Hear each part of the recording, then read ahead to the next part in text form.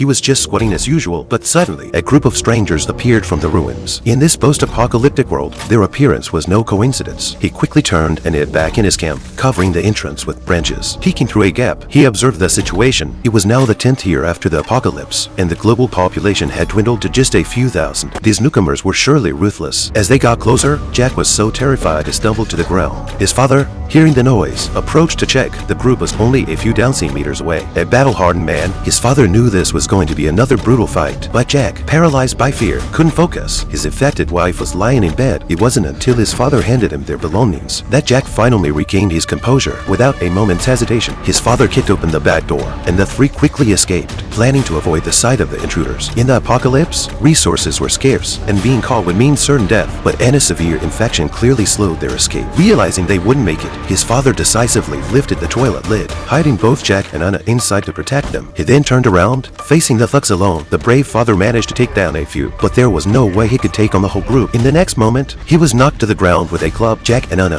trembling with fear, watched helplessly as their father's throat was slit. They could only hold back their tears, for revealing their position would lead to certain death. The thugs then entered their camp, but luckily, they were not discovered, just as they thought they had escaped. The leader found Jack's fallen backpack. Without hesitation, he grabbed the prize. Jack's heart sank when he saw it, for the backpack contained the precious medication. In the apocalypse, most people had already been infected, and only this medication could keep them alive. But now the thugs had taken it, and Jack's infected wife was left without hope. Looking at his father bound to a stick, Jack decided to wait until the thugs had left. However, as they passed the toilet, the leader noticed something strange. Jack quickly covered his wife's mouth. As the leader crouched down to lift the lid, Jack desperately pulled at the wooden board, but couldn't raise it. This caught the leader's curiosity. Could there be food hidden inside? He sniffed carefully, and the overwhelming smell of feces convinced him to move on. Terrified, the two huddled together, shaking in the corner. They only dared to emerge once the thugs were completely gone. Their once peaceful cabin in the woods, now destroyed and ransacked. All their supplies were gone. After all the chaos, his wife's infection had worsened. Only the medication could save her now, but the life-saving pills had been taken by the thugs. Seeing his wife in agony, Jack fought back his tears, grabbing a pillow, ready to end her suffering, but he couldn't bring himself to do it. He couldn't bear to lose his loved one again. His father's death pushed him past his cowardice. He decided to take on the responsibility of a husband, to find the medicine that could save his wife. Jack left the remaining water for her. Then,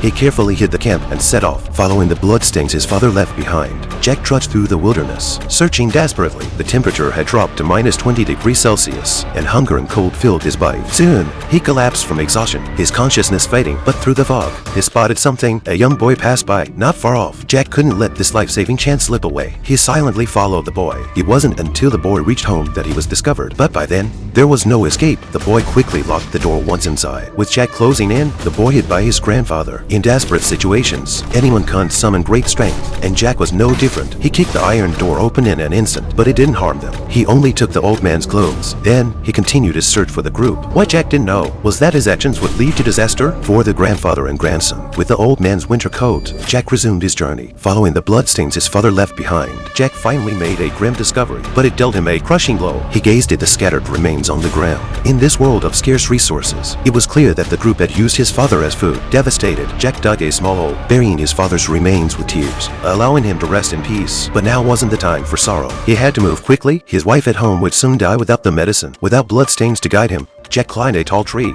hoping to catch sight of the group's whereabouts. Soon, he saw smoke in the distance, but in his distraction, Jack fell from the tree. Jack's scream echoed through the valley, and it startled the pack of wild dogs. Hearing their ravenous barks in the distance, Jack realized the danger was near. He quickly rekindled the fire and stepped on it, starting a blazing inferno just in time. Before the dogs arrived, facing these hungry beasts, Jack couldn't afford any mistakes. He brandished a torch to fend them off. One wrong move, and he'd be torn to pieces. After a night of fierce struggle, he finally escaped the danger. As the flames died down, Jack slowly awoke from his slumber. Jack resumed his journey. Soon, he noticed blood flowing from upstream of a creek. Jack cautiously approached, spotting one of the women from the group. She was washing a blood-stained dagger. Although she was alone, Jack didn't rush into action. The priority was clear: needed the medicine. He picked up a stone from the ground and quietly followed the woman to their main camp. When he arrived, the camp was empty except for her. The medicine had to be here. As she turned to gather firewood, Jack quickly moved, but the group was careful.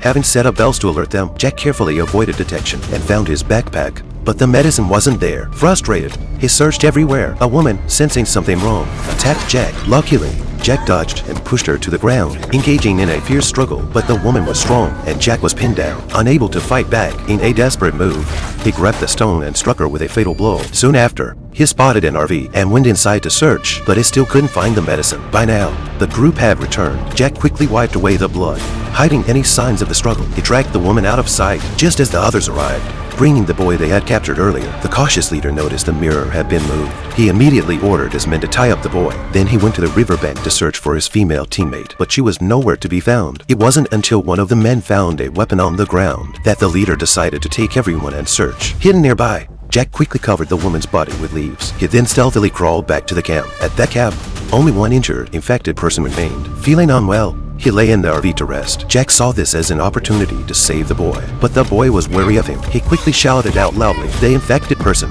disturbed by the noise, got up and went to check. Seeing the boy trying to escape, the infected immediately chased after him. Meanwhile, Jack hurried to the camp and found a locked box. The medicine must be inside, but he couldn't get it open. Just then, the leader returned. Seeing this, Jack quickly hid beneath the RV. He watched as the thugs found the dead woman. They gathered in a circle and held a funeral for her. To avoid being noticed, Jack had no choice but to hide under the RV the whole night. By early morning the next day, Jack took advantage of the fact that everyone was still asleep. He quietly entered the RV. This time, he successfully found the key to the box around the leader's neck. Sure enough, all the pills were hidden inside. Jack quickly stuffed the pills into his pocket, then locked the RV door before daring to leave. However, perhaps Jack was too happy and forgot about the bell laying camp. As he was about to leave, he accidentally triggered the bell attached to the line. The sound of the bell woke the leader from his slumber. The leader tried to exit to capture the intruder, only to find the door had been locked from the inside, but the lock was no match for him. Jack ran desperately through the forest, with the leader and his men close behind, but Jack knew the terrain well from his days of scouting. Using his knowledge of the land,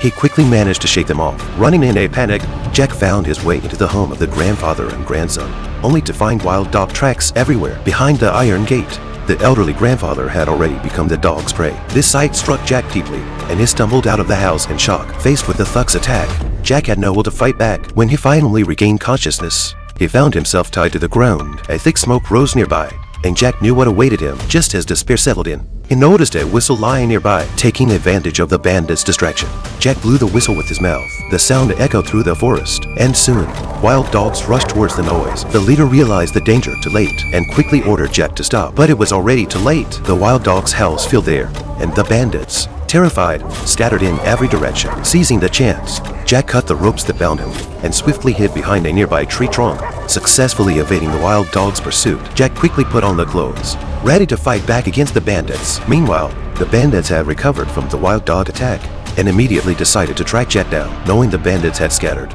Jack planned to take them down one by one. He hid his clothes next to a large tree, then dropped down from above. Afterward, Jack changed into the man's clothes and dragged the body forward. This attracted the attention of another bandit, mistaking Jack for an ally.